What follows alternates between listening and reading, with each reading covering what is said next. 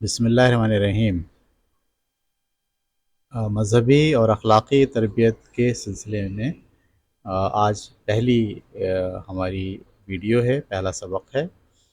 اس سبق میں ہم آپ کو عقائد کے بارے میں پڑھیں گے، خاص طور پر اسلامی عقائد کے بارے میں۔ یہ اسلامی عقائد بنیادی طور پر 6 ہیں۔ ہم ایک ایک کر کے ہر ویڈیو میں، کسی ویڈیو میں 1، کسی میں 2، کسی میں 3، اس طرح سے یہ سارے عقائد آپ کو پڑھائیں گے۔ آج کا ہمارا سب سے پہلے جو عقیدہ ہے اس کا نام ہے اللہ پر ایمان۔ ٹھیک ہے، اللہ تعالیٰ کے بارے میں ہم کیا جانتے ہیں؟ ٹھیک ہے، ہم اللہ کو کیسے دیکھتے ہیں؟ سب سے پہلے جو بنیادی بات ذہن میں آتی ہے وہ یہ ہے، چھوٹے بچوں کے خاص طور پر آتی ہے، بڑے بچوں کی بھی آتی ہے، کہ بھئی اللہ تو ہمیں نظر ہی نہیں آتے، تو اللہ ہیں یا نہیں ہیں؟ یہاں سے آپ کو ایک بات سمجھنی چاہیے ہے کہ یہ ضروری نہیں ہوتا کہ جو چیز نظر آئے، دکھائی دے، محسوس ہو، صرف وہی چیز ہوتی ہے۔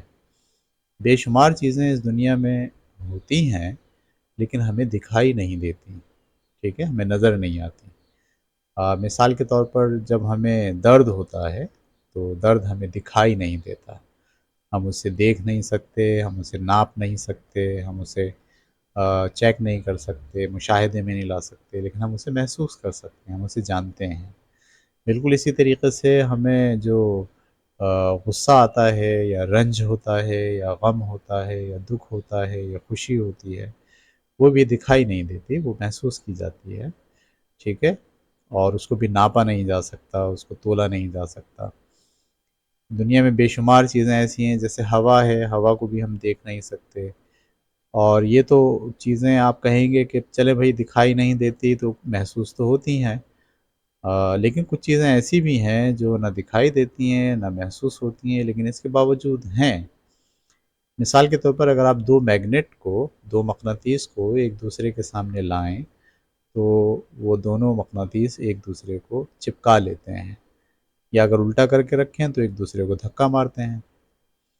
ان دونوں مقناطیس کے بیچ میں اگر آپ کوئی چیز دیکھنے کی کوشش کریں یا محسوس کرنے کی کوشش کریں تو آپ کو ایسی کوئی چیز نہ محسوس ہوگی نہ دکھائی دے گی، لیکن اٹریکشن کی قوت وہاں موجود ہے، کشش کی صلاحیت وہاں موجود ہے، ٹھیک ہے۔ تو دکھائی بھی نہیں دے رہی لیکن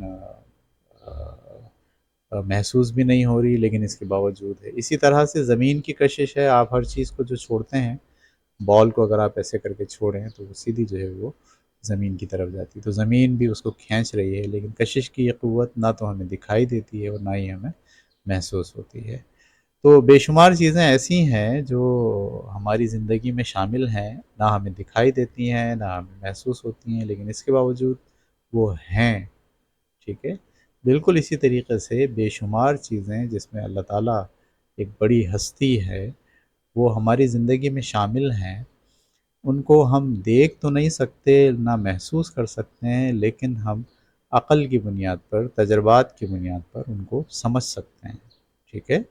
عقل اور تجربات، تھوڑا سا اگر ہم ذہن دوڑائیں، تھوڑا سا ہم سوچیں، تھوڑا سا غور و فکر کریں تو ہم سمجھ سکتے ہیں کہ اس کائنات کو چلانے کے لیے کوئی ایک ہستی ہے جو اس کائنات کا نظام جو ہے وہ چلا رہی ہے۔ جب ہم اس کائنات پر غور کرتے ہیں، اس کے نظم کو دیکھتے ہیں، اس کی خوبصورتی کو دیکھتے ہیں، اس کے اندر قوانین اور ضابطے اور اصولوں کو دیکھتے ہیں، تو ہم سمجھ جاتے ہیں کہ یہ خود بخود نہیں ہو رہا، بلکہ اس سب کے پیچھے کوئی نہ کوئی طاقت ہے، کوئی نہ کوئی شخصیت ہے، کوئی نہ کوئی ذات ہے جو اس سارے نظام کو باقاعدگی کے ساتھ کسی قانون کے تحت چلا رہی ہے۔ یہی ذات دراصل اللہ تعالیٰ ہے۔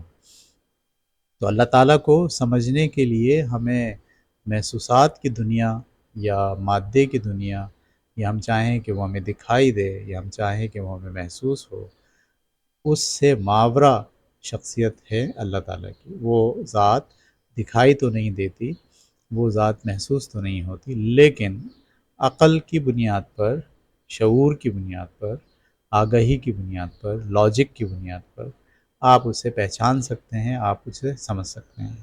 اللہ تعالیٰ بھی اپنے بارے میں جب قرآن مجید میں بتاتے ہیں تو وہ یہی کہتے ہیں کہ تم غور و فکر کرو، ٹھیک ہے، یعنی وہ آپ کو دیکھنے پر یقین کرنے کے بجائے خدا کی شخصیت، خدا کی ذات تک پہنچنے اور سمجھنے کے لیے وہ آپ کو غور و فکر کی دعوت دیتے ہیں، کہ وہ آپ سے کہتے ہیں کہ اس دنیا میں یہاں جو دن اور رات پیدا ہو رہی ہے، یہاں جو قوانین اور اصول اور ضابطے چل رہے ہیں، جب تم ان پر غور کرو گے اور دیکھو گے اور اس کو سمجھنے کی کوشش کرو گے تو تم لا محالہ ایک ذات تک پہنچ جاؤ گے، اور وہی ذات ہیں اللہ تعالیٰ کی۔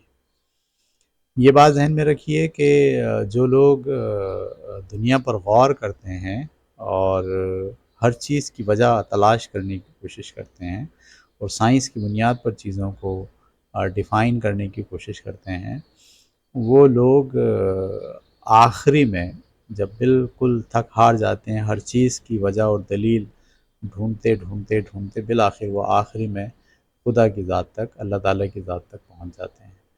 تو اسی لیے اللہ تعالیٰ نے جگہ جگہ یہ فرمایا ہے کہ تم غور کرو، ٹھیک ہے، تم اس دنیا میں، اس کائنات میں جو کچھ ہو رہا ہے اس پر غور کرو، اس پہ غور کرو گے تو تمہیں میری ذات سمجھ میں آ جائے گی۔ ہم چھوٹی سی مثال دے سکتے ہیں سمجھنے کے لیے کہ ایک کرسی کو اگر ہم دیکھ کر آپ کے سامنے رکھیں، جس میں نقش و نگار ہیں، اس میں پالش ہے، اس کو بہت سلیقے سے کاٹا گیا ہے، اس کا ناپ تول رکھا گیا ہے، وہ اونچی کتنی ہوگی، اس کی ٹانگیں کتنی ہوں گی، ٹھیک ہے، پھر اس میں خوبصورتی ہے، پھر سلیقے سے اس کو باندھا گیا ہے، جوڑا گیا ہے۔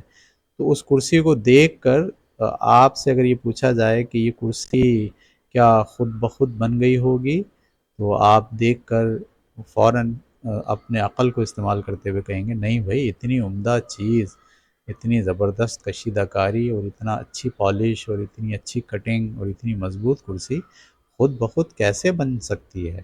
یقیناً اس کو بنانے کے لیے تو کوئی نہ کوئی بڑھئی، کوئی نہ کوئی کارپینٹر، وہ بھی اعلیٰ معیار کا، وہ بھی بہت مہارت والا جو ہے وہ کارپینٹر ہونا چاہیے، جس نے اس کو تخلیق کیا ہوگا۔ بالکل جب آپ کرسی کی کو دیکھ کر اس کے خالق تک پہنچ جاتے ہیں، اگرچہ کہ وہاں کارپینٹر موجود نہیں ہے، لیکن آپ تھوڑا سا غور و فکر کر کے یہ اندازہ کر لیتے ہیں کہ یہاں یہ کرسی خود بخود نہیں بن سکتی، بلکہ اس کا کوئی نہ کوئی خالق ضرور ہوگا۔ بالکل اسی طرح سے جب آپ اس دنیا کے اندر تمام چیزوں پر غور کرتے ہیں، پودوں کو اگتے ہوئے دیکھتے ہیں، دریاؤں کو بہتے ہوئے دیکھتے ہیں، سمندر کو دیکھتے ہیں، اندھیری رات میں تاروں بھرے آسمان کو دیکھتے ہیں، سورج کو دیکھتے ہیں، چاند کو دیکھتے ہیں، انسان کی پیدائش پر غور کرتے ہیں، اس کے جسم کے اندر جو کچھ خود بخود ہو رہا ہے اس نظام پر آپ غور کرتے ہیں، اس کے دماغ کو اسٹڈی کرتے ہیں، اس کے نظام ہضم کا مطالعہ کرنے کی کوشش کرتے ہیں، اسی طرح سے نیچرل چیزوں کو دیکھتے ہیں کہ پودوں کو کیسے پھل آتا ہے، پودے کیسے جو ہے وہ اپنا فنکشن چلاتے ہیں، اسی طرح درخت کیسے کام کرتے ہیں، اتنے بڑے بڑے پہاڑ اور اونچے اونچے پہاڑوں کو اللہ تعالیٰ نے جو کیسے جو ہے وہ کام کرتے ہیں، ان سب کو دیکھنے کے بعد اور ان کے توازن کو دیکھنے کے بعد اور ان کی خوبصورتی اور ان کے اندر چھپے ہوئے قوانین کو دیکھنے کے بعد آپ کا ذہن لاجیکلی یہ ماننے پر مجبور ہو جاتا ہے کہ یہ سب چیزیں خود بخود نہیں بن سکتی، یقیناً ان کو بنانے والا بھی کوئی نہ کوئی شخص ہے، کوئی نہ کوئی ہستی ہے، کوئی نہ کوئی ذات ہے، اور وہ ذات بہت بڑی ہے، وہ ذات بہت طاقتور ہے، وہ ذات بہت علم والی ہے، وہ ذات بہت اثر رسوخ والی ہے، کیونکہ بڑھئی کی مہارت کا اظہار کرسی سے ہوتا ہے، لیکن خدا کے بڑے ہونے کا اظہار اس کائنات کی بڑی چیزوں اور بڑی تخلیقات سے ہوتا ہے، جس کو دیکھ کر انسان کی آنکھیں دنگ رہ جاتی ہیں، نہ صرف بڑی چیزوں کو دیکھ کر بلکہ چھوٹی چیزیں، جراثیم، بیکٹیریاز، ہمارے باڈی کے اندر پلنے والے خلیے، ایٹم کی دنیا، جب آپ ان پر غور کرتے ہیں اور ان کے اندر نظم، ضبط، قانون، اصول یہ سب دیکھ رہے ہوتے ہیں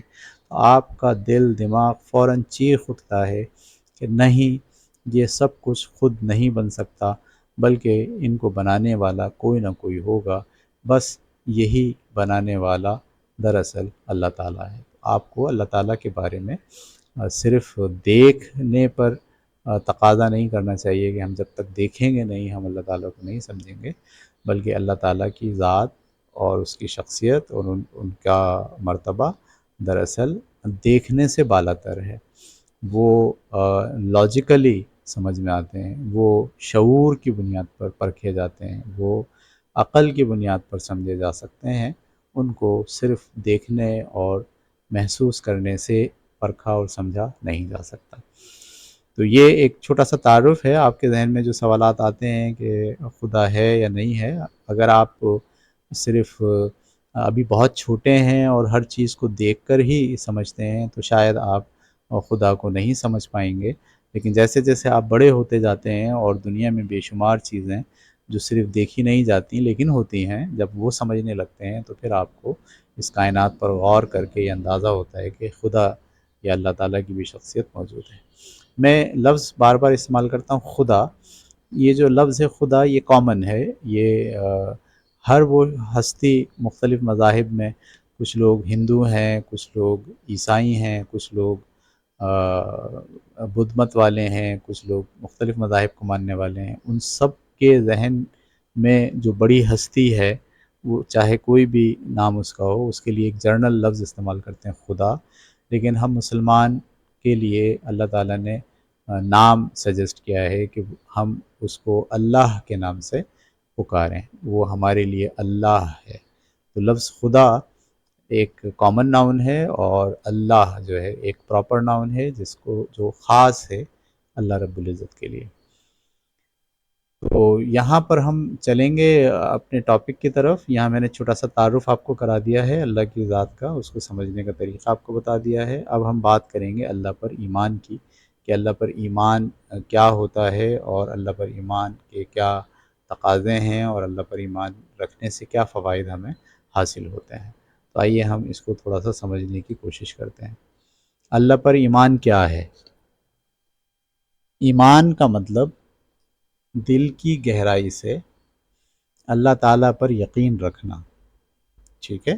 یعنی آپ کے دل کے اندر یقین کی کیفیت ہو، ٹھیک ہے؟ یقین سے مراد یہ ہے کہ ایک یقین دیکھنے کی وجہ سے ہوتا ہے اور ایک یقین محسوس کرنے کی وجہ سے ہوتا ہے، لیکن ایک یقین تجربے کی بنیاد پر بھی ہوتا ہے، ایک یقین دماغ کی سوچ کی وجہ سے بھی ہوتا ہے، ایک یقین آپ کی عقلی اور شعوری کیفیت کی بنیاد پر بھی ہوتا ہے۔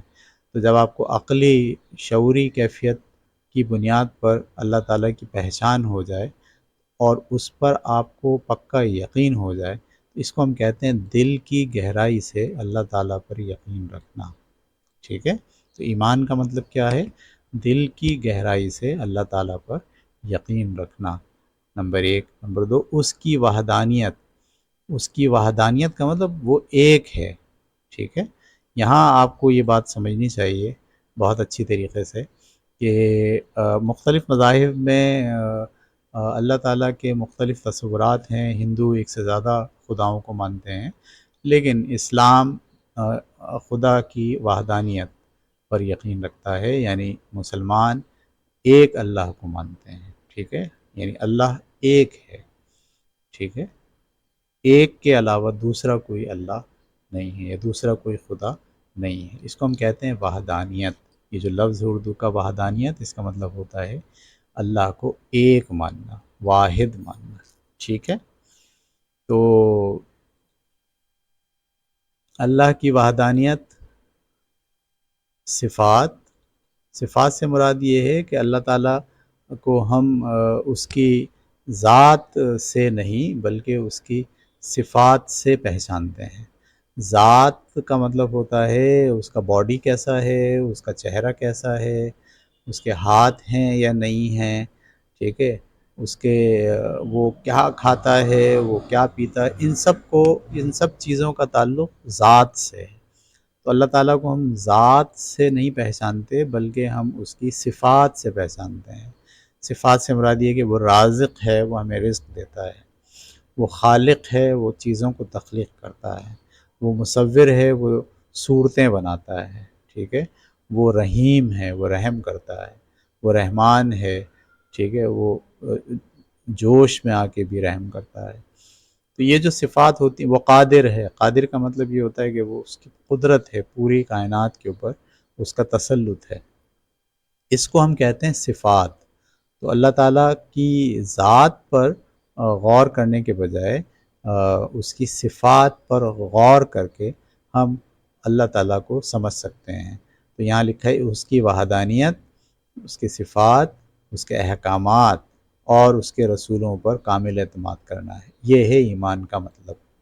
ایمان کا مطلب میں کتنی باتیں شامل ہیں؟ اللہ تعالیٰ پر یقین، اس کے ایک ہونے پر یقین، اس کی سب صفات پر یقین، اور اس کے احکامات کو ماننا، اس پہ یقین رکھنا کہ جو احکامات اس نے دیے ہیں وہ دراصل ہمارے ہی فائدے کے لیے ہیں، اور اس کے رسولوں پر کامل اعتماد، یعنی جو انسانوں کی شکل میں اس نے اپنے پیغمبر بھیجے ہیں دنیا میں اور اللہ تعالیٰ کو کا تعلق سمجھانے کے لیے، ان پر اعتماد کرنا، یہ سب چیزیں مل کر کیا بنتی ہیں؟ ایمان۔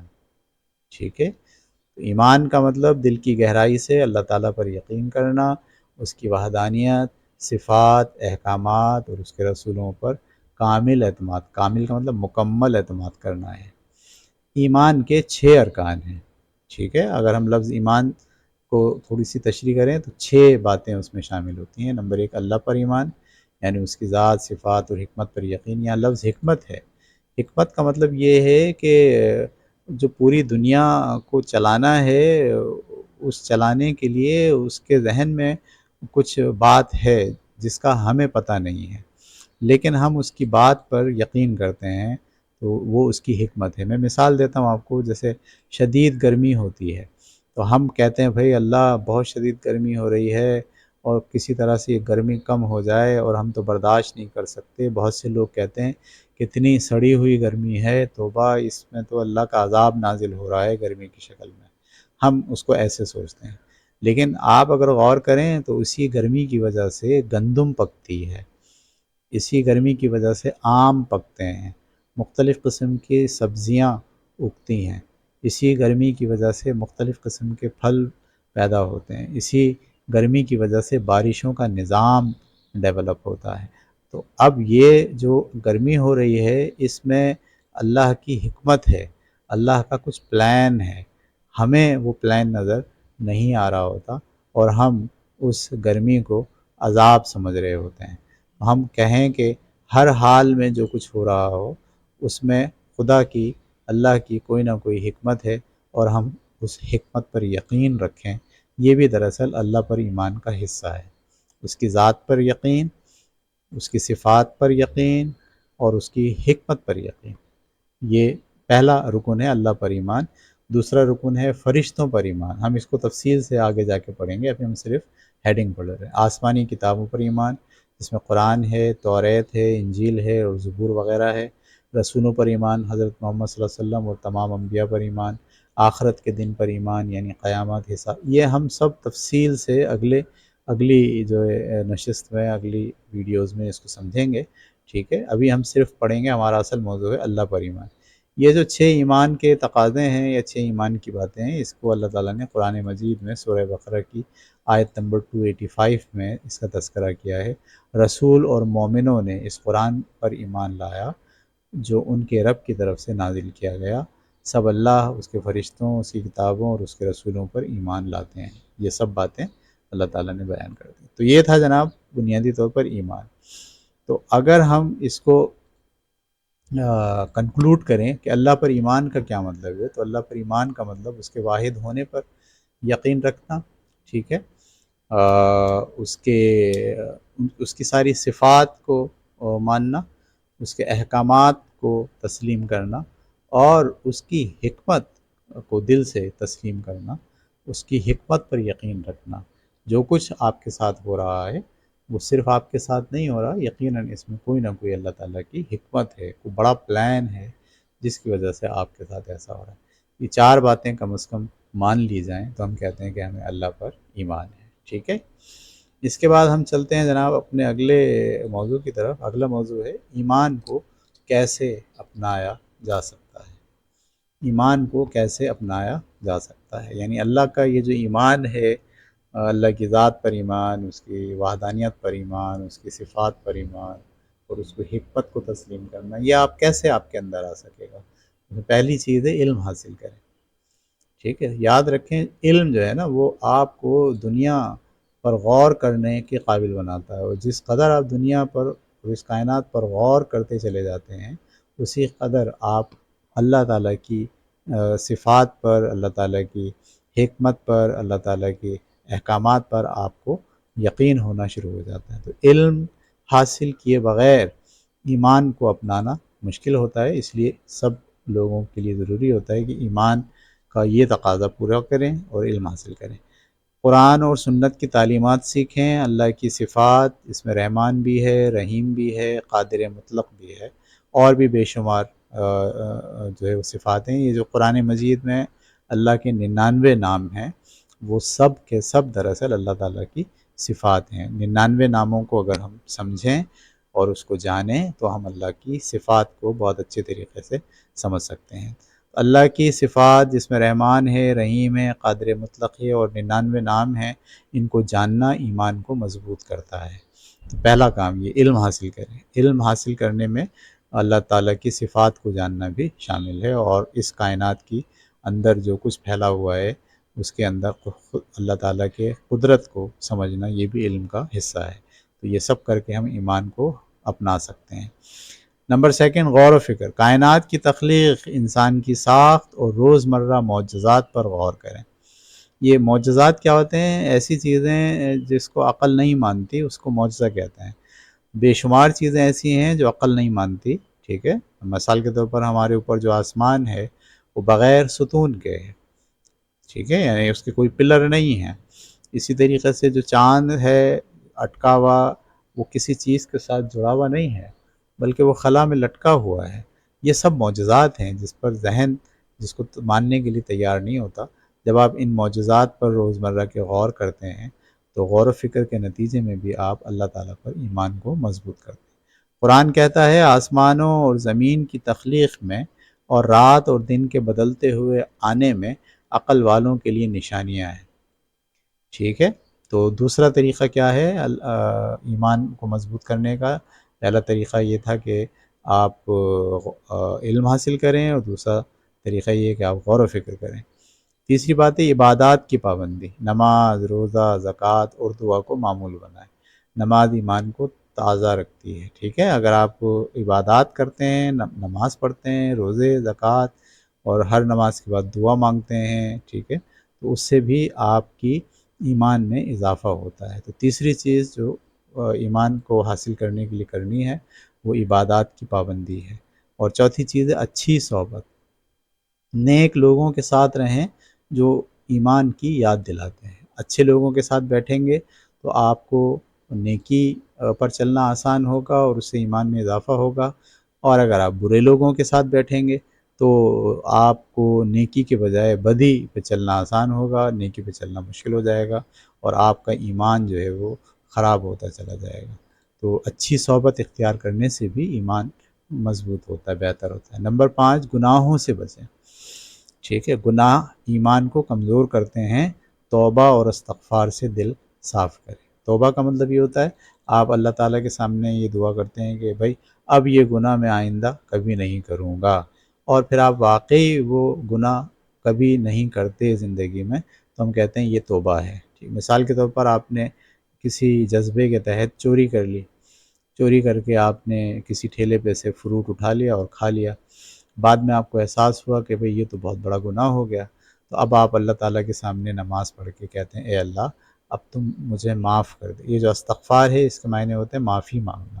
اب تم مجھے معاف کر دے، آئندہ میں کبھی بھی چوری نہیں کروں گا، اور یہ آپ کہنے کے بعد پھر زندگی بھر کبھی چوری نہیں کرتے، تو اس کو کہا جاتا ہے توبہ اور استغفار۔ اس سے دل صاف کریں، جب یہ دل صاف ہو جاتا ہے تو گناہوں سے بچنا آسان ہو جاتا ہے، جب گناہوں سے آپ بچتے ہیں تو پھر آپ کا ایمان مضبوط ہوتا ہے۔ تو ایمان کو بڑھانے اور حاصل کرنے کے لیے یہ تقریباً 5 باتیں ہیں۔ پہلی بات ہے علم، دوسری بات ہے غور و فکر، تیسری بات ہے عبادات کی پابندی، اور چوتھی بات ہے اچھی صحبت، پانچویں بات ہے گناہوں سے بچنا۔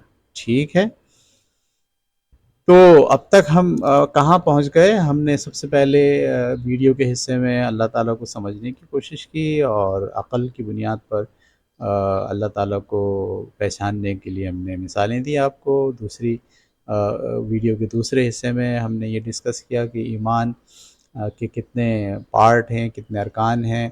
مزید آگے بڑھ کر ہم نے اللہ پر ایمان کو سمجھنے کی کوشش کی، ٹھیک ہے، اس کی صفات کو ماننا، اس کو واحد ماننا، اس کی حکمت پر یقین رکھنا، اس کی قدرت کو تسلیم کرنا، یہ سب دراصل اللہ پر ایمان کہلاتا ہے۔ اچھا، اللہ پر ایمان کیسے بڑھتا ہے، کیسے مضبوط ہوتا ہے؟ تو ہم نے 5 چیزیں سمجھی۔ نمبر 1 ہم نے کہا کہ آپ علم حاصل کریں، جیسے جیسے آپ کا علم بڑھتا جائے گا ویسے ویسے ہی آپ کو اللہ پر ایمان مضبوط ہوتا جائے گا۔ نمبر 2 ہم نے کہا غور و فکر، غور و فکر اگر آپ کریں گے تو پھر جو ہے وہ اللہ پر ایمان بڑھے گا۔ اس کے بعد ہم نے کہا عبادات کریں، عبادات کرنے سے اللہ پر ایمان بڑھتا ہے۔ پھر نیک لوگوں کی صحبت، اچھے لوگوں کی صحبت اختیار کریں، اچھے لوگوں کی صحبت اختیار کرنے سے بھی ایمان میں، اللہ پر ایمان میں اضافہ ہوتا ہے۔ اور آخر میں ہم نے کہا گناہوں سے بچیں، کیونکہ گناہوں سے اختیار کرنے سے ایمان کمزور ہوتا ہے، اللہ پر ایمان کمزور ہو جاتا ہے، اور اگر آپ گناہوں سے بچتے ہیں تو آپ کا اللہ پر ایمان مضبوط ہوتا جاتا ہے۔ اب ہم پڑھنے جائیں گے اگلا ٹاپک، جس میں ہم دیکھیں گے کہ اللہ پر ایمان کے کیا فائدے ہمیں ہوتے ہیں۔ ٹھیک ہے، میں آگے بڑھاتا ہوں۔ دنیا میں کیا فوائد ہیں اللہ کے ایمان کے؟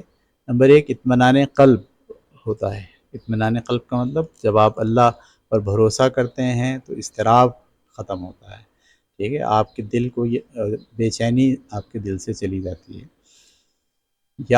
یہ قرآن مجید میں اللہ تعالیٰ نے یہ بولا، یاد رکھو اللہ کے ذکر سے ہی دلوں کو سکون ملتا ہے۔ یعنی جب آپ اللہ کو یاد رکھتے ہیں، اپنے دل میں بساتے ہیں، ہر لمحہ آپ کو یہ احساس ہوتا ہے کہ اللہ آپ کے ساتھ ہے، تو اس سے آپ کے دل کو، آپ کے ذہن کو سکون ملتا ہے، ٹھیک ہے۔ نمبر 1 یہ فائدہ ہوگا دنیا میں۔ نمبر 2 ہدایت، ایمان زندگی کو بامقصد بناتا ہے اور غلط راستوں سے بچاتا ہے، ٹھیک ہے۔ اگر اللہ پر ایمان ہے آپ کا تو آپ کی زندگی بامقصد ہوگی، آپ فضول کاموں میں، کھیل کود میں زندگی گزارنے کے بجائے نیک مقصد کے لیے اور کسی خاص پروجیکٹ پر، کسی خاص ایم کے لیے اپنی زندگی کو مخصوص کرتے ہیں اور غلط راستوں سے بچاتا ہے۔ دیکھیں، اگر اللہ پر ایمان ہے اور ہر وقت آپ یہ سوچتے ہیں کہ اللہ آپ کو دیکھ رہا ہے اور اللہ آپ کے ساتھ ہے، تو کیونکہ وہ ناظر ہے، جب آپ اس کی صفات کا جو مطالعہ کرتے ہیں تو وہاں ایک لفظ آتا ہے ناظر۔ ناظر کا مطلب جو آپ کو دیکھ رہا ہے، جو ہر وقت جو ہے وہ نظر رکھتا ہے۔ تو اگر یہ احساس آپ کو یقین کا ہو جائے کہ اللہ آپ کو ہر وقت دیکھ رہا ہے تو آپ کی زندگی بامقصد بنتی ہے، آپ غلط راستوں پر نہیں چلتے، آپ گناہ کرنے سے بچتے ہیں، ٹھیک ہے۔ تو دوسرا فائدہ آپ کا دنیا میں یہ ہوگا۔ تیسرا اخلاقی بلندی، اخلاقی بلندی حاصل ہوتی ہے۔ ایمان آپ کو صبر، ٹھیک ہے، شکر اور انصاف جیسے اوصاف پیدا کرتا ہے۔ آپ مشکلات میں صبر کرتے ہیں، اور جب عنایات ہوتی ہیں تو اللہ تعالیٰ کا شکر ادا کرتے ہیں، تکبر نہیں کرتے، فخر نہیں کرتے، بلکہ شکر ادا کرتے ہیں، اور آپ کو انصاف یعنی دوسروں کے ساتھ برابری کے ساتھ زندگی گزارنے کے جیسے اوصاف آپ میں پیدا ہوتے ہیں اس ایمان کی وجہ سے۔ اسے ہم کہتے ہیں اخلاقی بلندی۔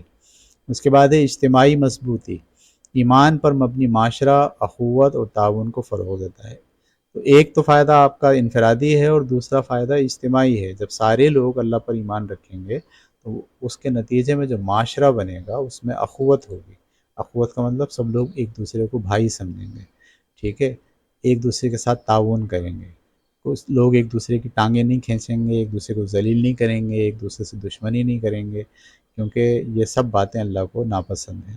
تو ایسے اس کے نتیجے میں جو معاشرہ بنے گا اس میں اخوت ہوگی، یعنی بھائی چارہ ہوگا، اور ایک دوسرے کے ساتھ ہیلپ کریں گے سب ایک دوسرے کی، ٹھیک ہے۔ یہ دنیا کے فائدے 4 ہم نے ڈسکس کیے۔ اس کے بعد آخرت میں کیا فائدے ہوں گے؟ آخرت میں فوائد، جنت کی ابدی نعمتیں، واو، ٹھیک ہے، یعنی جب آپ ہم مر جائیں گے، مرنے کے بعد جب اللہ تعالیٰ کے پاس جائیں گے تو وہاں 2 چیزیں ہیں، یا تو جنت ہوگی یا دوزخ ہوگی۔ جو لوگ جنت میں جائیں گے وہ ہمیشہ ہمیشہ جنت میں رہیں گے، اور وہاں کی نعمتیں، وہاں کھانے کو بہت اچھی چیز ملے گی، رہنے کے لیے اچھا مکان ہوگا، اچھے کپڑے ہوں گے، ٹھیک ہے، تو وہ ابدی نعمتیں کا مطلب ہمیشہ کی نعمتیں وہ ملیں گی ایمان والوں کو۔ ایمان والوں کے لیے جنت میں درجات، نہریں اور اللہ کا دیدار ہوگا، اور سب سے بڑی جو خوشی ہوگی وہ اللہ کو دیکھنے سے ہوگی، وہاں اللہ کو ہم روز دیکھا کریں گے جو لوگ جنت میں جائیں گے، تو آخرت میں یہ فائدہ ہوگا۔ اور عذاب سے نجات، یقیناً جو لوگ جنت میں جائیں گے وہ دوزخ میں نہیں جائیں گے، کیونکہ دوزخ جو ہے وہ جہنم ہے۔